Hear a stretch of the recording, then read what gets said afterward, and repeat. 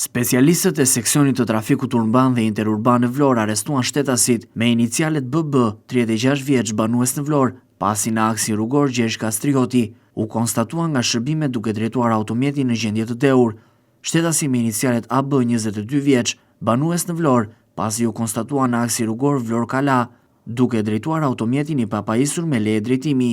Specialistët për hetimin e krimeve në Komisariatin e Policisë Vlorë referuan materialet për vlerësim, pasi më datë 21 janar 2026, dyshohet se në kushte të rënduara psikologjike është vetvarur në banesën e saj, shtetësja me inicialet FZ, 84 vjeçe.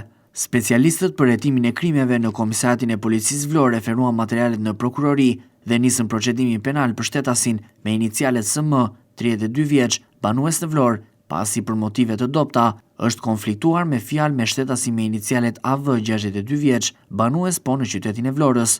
Materialet ju referuan prokurorisë për veprime të mëtejshme.